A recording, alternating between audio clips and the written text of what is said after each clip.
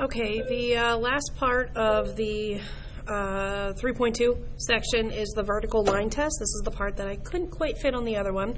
So the vertical line test is literally just a test to see if something is a function based on a graph, and you use a vertical line. So it says, draw a vertical line through each point on the graph.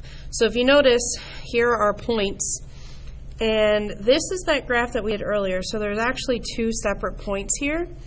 And if you notice here, there's only one point that that line goes through, only one point there, only one point there, but there's 2 points that that line goes through.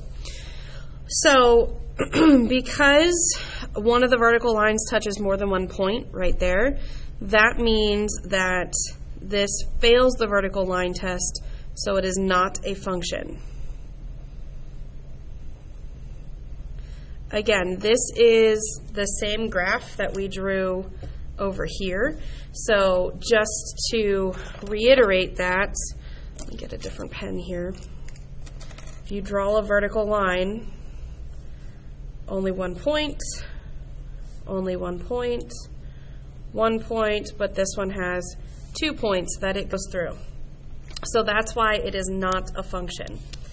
If you look down here, it says use the vertical line test to determine if each relation is a function. So if you take something, whether it's a pen or whatever it is, if you go from left to right or right to left, it doesn't really matter, and each point on your graph only touches this pen at one time, then it is a relation, or I'm sorry, it is a function. So here we have a line. This is actually called a parabola.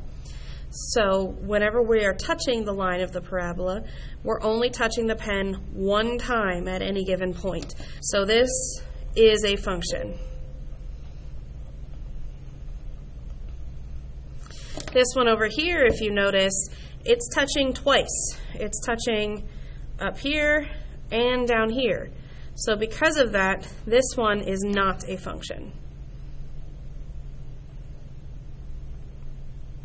Remember, a function is that every input has only one output. If our input is a -4,